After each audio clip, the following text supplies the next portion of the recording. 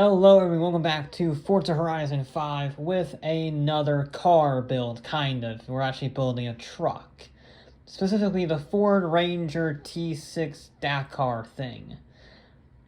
I didn't really have this for any particular reason, I just figured we don't use this truck very much in Horizon, which is a shame because I quite like it.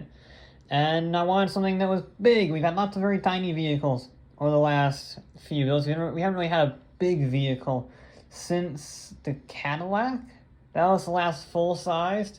This is a very different full-sized vehicle, though. It's an actual rally raid truck. Now that means two things. We don't have any aero, but we are also a race car, essentially. So we're not very light, but given the size of it and the reinforcement, I guess it is kind of light when you think about it like that. And then we have massive tires, 305s on the front, 305s on the rear, so we're not going to have any aero, but we are going to have pretty big tire sizes for the front, and we are going to need an engine swap. I mean, I can try with this. I actually don't know how much power this can make. I doubt it's going to be enough, really. Yeah, I mean, it's actually kind of terrible. It is kind of terrible, yeah. Barely cracking 800 horsepower, not even close. Good A-class car, not good for this. So we are going to need an engine swap, not tires, engine swap. We have a lot of them. We got the old Chevy V8, a diesel, the Aventador V12, the Shelby GT500 engine from 2013, the Viper engine, I think that's a Stadium Super Truck engine, and the Monster Truck engine. We're going with the Monster Truck engine. We don't really have much of a choice. It's the best one that we have. But, yeah. This is pretty powerful. It's also maxed out now. I can't actually do anything else. I can put the off-road diff on. Kind of surprised this doesn't already have an off-road diff. But, whatever. So our final total is 1,750 horsepower, 1,475 torque. It is very heavy, 4,500 pounds, but it's also, you know, a racing truck, so it's designed to do this. Question is it too big for our very technical course? Just off of the very brief drive I had to the start line, I think I built myself a death trap.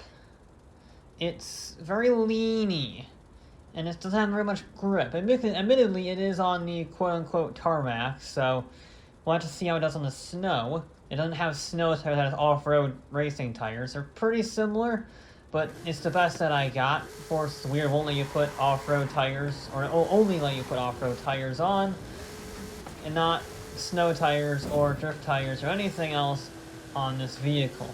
I don't know why, it's weird. Also, if you can't tell, it's the fastest vehicle I've ever built in a straight line for this course. That's not a joke, it does 234 miles an hour. This thing, this massive truck, does 234 miles an hour without gear tuning. Yeah, I built a death trap, I think. To be honest, the brakes aren't terrible. No, I'm not in the boost pressure range. The brakes aren't actually terrible. Traction is awful, and it doesn't really have much grip. You know, turning-wise, it really struggles. But it's not the worst thing on your brakes like I thought it would be. You know, very fast, very heavy, it would be awful. But, I mean, it's not, you know, Civic or Lotus levels, but we're not expecting it to be. This is a very heavy, very fast truck that doesn't want to turn. Please turn. Yeah, I don't really know what I want gearing wise, because I think fourth gear just causes us to spin the wheels up like mad, but third gear gives us immense turbo lag. Oh. Land it, yes. I want to do a proper barrel roll. Obviously I didn't mean to, but you know, once I'm committed to that line, provided I don't jump off the track, I'm not gonna reset. And I was really hoping when I realized that I was heading towards the cliff face, I was going to do a sweet, you know, barrel roll off of it. But no. No, it just sort of landed on the front end. Which is a shame. 130 miles an hour up that hill. My god. This is the stupidest vehicle I've ever built. We've had a few of the 1800 horsepower monsters go up here. The Oldsmobile and the Cadillac were both of the Funko powered nature. This thing, though, I didn't think we would need it. I thought we would have, I don't know, maybe something interesting like the Viper engine, 1,000 horsepower, nice and solid, because it has a racing vehicle, so it has all the racing parts. No. This is awful. Okay, so we are 4 seconds behind the Ferrari. Yeah, I know we went for a barrel roll, but, I don't think it has the grip, and I don't think it has the consistency. I should probably explain the time we're trying to beat. We have to beat the Nissan Z. A 2:19.0 is our target time. I don't think we're going to do that. Of course, I said that about the Z. I shaved 3 and a bit seconds off the Z's time on the last attempt, so anything is possible. But the Z was a lot nicer to drive than this. Yeah, it didn't have, 1,800 horsepower. I think it only had, 1,000? But still, I don't think this will be challenging it for the lead. I just can't get over how fast this vehicle is in a straight line. It just is insane, the acceleration this thing has. And this is the heaviest vehicle. The heaviest vehicle is the fastest in the straights. Which doesn't make any sense. But it is. I don't think it's the gear ratio, so I put the 7-speed in everything now. So, whoa. That was a bit late on the brakes. I was trying to be clever, trying to make up some speed, and a little bit wide. It actually could have been worse, could have been a lot worse. We're going wide on the ice section, but still not ideal. Yeah, you can tell it doesn't have the front end grip, and then when you get on the power, it doesn't have the rear end grip. So you gotta find that fine balance of oversteer and understeer, and the turbos, because it's a very laggy vehicle. So you gotta make sure if you're sticking it in 30, you gotta make sure you're up in the rev range at the appropriate time. Big oversteer. We made it, just about. We didn't go for a barrel roll. We are a lot better through there. Yeah, it has good brakes up until you ask just that little bit too much of it, and then it very much does not have anything. There's not much leniency in this vehicle, is what I'm getting at. I can't get over the speed of the Ranger. That was good through there. Actually, really good through there.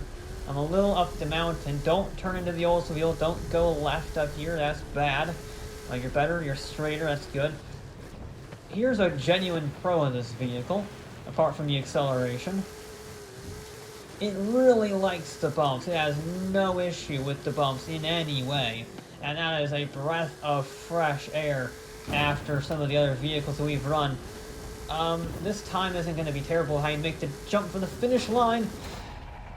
There we go. We're in the 23s. That's actually really good. That's faster than the Porsche. Both Porsches, actually.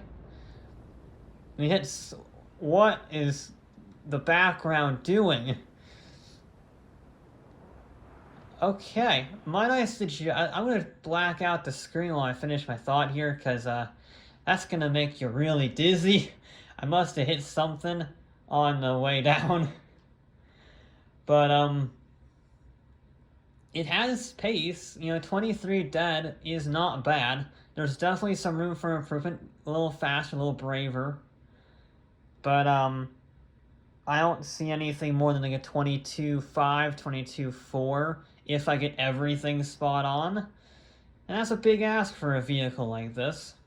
I guess I should explain for this final run why it's a death trap, because it's not as bad as the Civic. The Civic was very short wheelbase, very fast accelerating, and really liked to front flip. So it's sort of like an MG Metro with a 6R4, just a twitchy little wild death trap.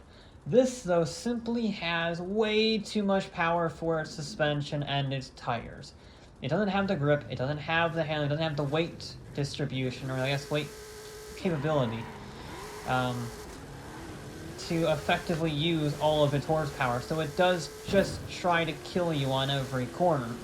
It's brutally fast on the straights, but it can't manage its weight, and it can't manage its suspension, and then you try to turn into a corner, and it just does nothing before the back end steps out and it wants to spin you out. So that is the challenge with this vehicle, just trying to get it through these corners while carrying speed, because you can get through these corners, but trying to get through them with any rate of speed is very difficult. There we go, we didn't run wide, that's good, we kept it in second to make sure we didn't have lag. We're running a little wide because I'm getting wheel spin on the ice. I was a little in our brakes, but it's fine. Okay, we're just going to try to keep everything clean, he says as he bounces. Got very lucky there. Trying to keep it clean. Bonk. Alright, now don't get... it hates this corner especially because I have to get on the power for this jump while turning, and it's a very long corner, so it doesn't like that at all. Brilliant line through there, just about massive flight, I should emphasize. That's probably the biggest jump we've ever had on that section, and it sets us up really nicely for that. That was good. That was very, very good.